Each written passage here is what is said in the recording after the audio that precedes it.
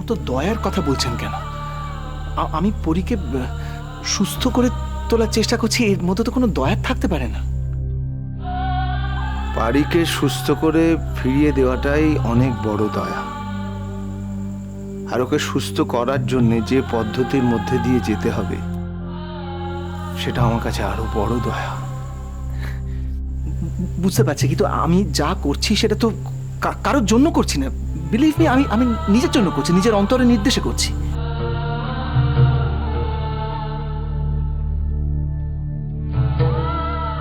জানি ভালোবাসলে কি না করা যায়।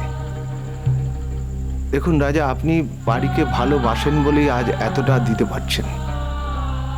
আমিও পারিকে ভালোবাসি। এতদিন আমি জানতাম যে আমি পারিকে যতটা বা যেমন ভাবে ভালোবাসি তেমনটা বোধহয় আর কেউ পারে না। আজ আমার সেই ধারণা ভেঙে গেল। আজ আমি বুঝতে পারলাম যে আপনি আমার থেকে অনেক বেশি পারিকে ভালোবাসেন।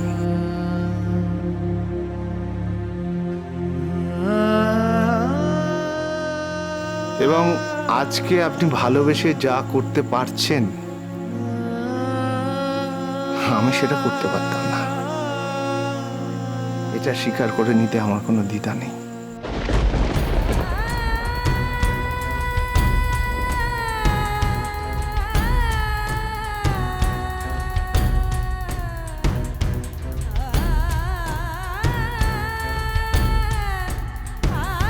ওর তো ভালো থাকবেন। চলি চলি সব।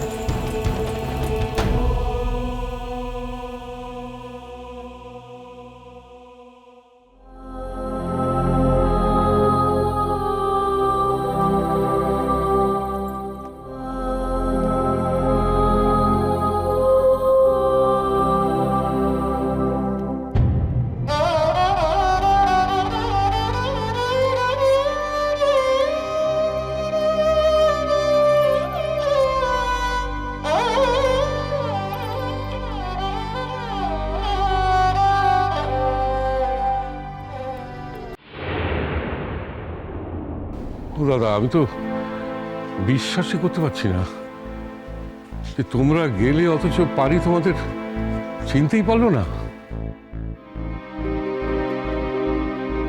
তার মানে আমরা গেলেও পারি আমাদের চিনতে পারবে না। আমি তো ভাবতেই পারছি না যে আমি পারির সামনে গিয়ে দাঁড়ালাম আর পারিমা বললে যে না, এ আমার বাবা নয়। ও দিদি, সে তোমাকেও চিনতে পারলো নি? তুমি তো তার মা চেয়ে অধিক ছিলে। আমার কি মন কি বলছে জানো, আমি যদি তার সামনে গিয়ে দাঁড়াই সে আমাকে ঠিক চিনতে পারবে। তুই যে কি বলিস ছুটকি, তোকে গেল সে তো আমাকেই চিনতে পারলো না। আর সকলের কথা বাদই দিলাম, অমর্ত্য তো ওকে নিয়ে গিয়ে আড়ালে কত কথা বললে, কতভাবে বোঝালে, তাকেও তো চিনতে পারলো না। আর তুই বলছিস। ও দাদা, আমার মনে হচ্ছে এক্ষুনি একবার ছুটে যাই। মেয়েটা আমাকে চিনতে পারবে না বলে তাকে পরের ঘরে রেখে আসবো। আমরা ওকে নিয়ে আসার অনেক চেষ্টা করেছিলাম, পারি আসবে না। এখন তো তার কাছে আমরা অচেনা অজানা মানুষ, কি হিসেবে আসবে বল? আর জোর করে নিয়ে আসার চেষ্টা করলে হিতে বিপরীত হতো, তাই সেই চেষ্টা আমরা করিনি। বাবা, আমার তো আমাকে একবার নিয়ে যাবে?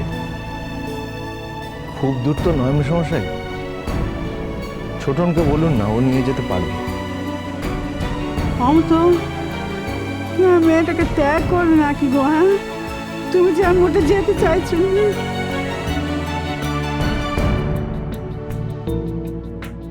ভালোই বললেন মাসিমা, যে নিজেই পরিত্যাজ্য হয়ে আছে সে অন্যকে পরিত্যাগ করবে কি করে? জানো তো, আমার না মন বলছে, দেখো খুব শিগগিরই ঠাকুরজির সব কিছু মনে পড়ে যাবে।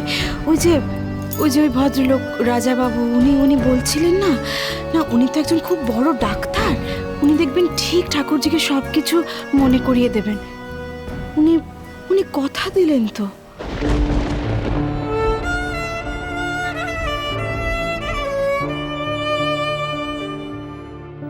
মেসমশাই, আজকে আমি আপনাদের থেকে একটা অনুমতি চাই। দেখুন, আমি তো কোনোদিনই আপনাদের কোনো কথার অবাধ্য হইনি এবং আমার সাধ্যমতো চেষ্টা করেছি আপনাদের সম্মান জানাতে। কিন্তু আজ থেকে আমি নিজের জীবনটা নিজের মতো করে কাটাতে চাই। অমর্ত্য আঙ্কেল, আপনি নিশ্চয়ই এই বাড়ি ছেড়ে চলে যাওয়ার কথা বলবেন না? না না, সেই কথা তো আগেই হয়ে গেছে। ও কোথাও যাবে না, ও এইখানেই থাকবে। আর পারিও কদিন পরে এখানে এসে উঠবে। শুধু কটা দিন সময়ের অপেক্ষা অমর্ত্য। পারি যদি সত্যি কোনোদিন আমার কাছে আসতে চায়, জোর করে নিজের থেকে আসতে চায়, মন থেকে আসতে চায়, তাহলে আমি নিশ্চয়ই পারিকে আমার কাছে নিয়ে আসবো মেসমশাই। কিন্তু আমি আর এ বাড়িতে পারির জন্য অপেক্ষা করে থাকবো না। ও তো বাবা, ও কথা বলেনি, মোটেও কথা বলেনি। আমার মেয়ে যে অবুঝ, তার যে ব্যায়াম হয়েছে, সে কি শুধু তোমাকে চিনতে পারছে না, সে তো আমাদের কাউকে মোটে চিনতে পারছে না। তাহলে তুমি ভেবে দেখো বাবা, এখন কি ওর উপর রাগ করা তোমার সাজে? অমর্ত্য, তোমার কথা আমি বুঝতে পারছি, কিন্তু তোমাকে আমরা কোথাও যেতে দেব না। কেন তুমি বাড়ি ছেড়ে যাবে? এ বাড়ি তো তোমারও। মেয়ে থাকুক না থাকুক, শুধু মেয়ের জন্যই তো তুমি আমাদের আপন হওনি। তোমার নিজ গুণে তুমি আমাদের কাছে আপন হয়েছো। আমাকে মাসিমা বলে ডাকো। আমি কিন্তু তোমাকে যাওয়ার আদেশ কোনোদিন দেব না, কোনোদিন না। কখনো কখনো আমার দিকটাও তো তাকিয়ে দেখবেন মাসিমা। অনেকগুলো বছর, অনেকগুলো দিন আমি অন্যের কথায় চলেছি, অন্যের ইচ্ছে চলেছি। নিজের ভালো, নিজের মন্দ, নিজের ইচ্ছে, নিজের অনিচ্ছে আমার কিচ্ছু ছিল না। আমি শুধুমাত্র পারির ইচ্ছেকে নিজের ইচ্ছে বলে মনে করেছি। আরে আরে বাবা, আমারও তো নিজের ইচ্ছে একটু বাঁচার ইচ্ছে করতে পারে না বলুন? তুমি যে কথাগুলো বলছো, এই তোমার অভিমানের কথা অমর্ত্য। তবে হ্যাঁ, তোমার অভিমান যে হতে পারে না তাও নয়, হতেই পারে। কিন্তু তুমি আমাকে একটা কথা বলো তো, কার উপরে তুমি অভিমান করবে? যার উপরে তুমি অভিমান করবে, সে যদি সে অভিমান বুঝতেই না পারে। আমি কারোর ওপর অভিমান করিনি মেসমশাই। আমি কারোর ওপর অভিমান করে এখান থেকে চলে যেতে চাইছি না।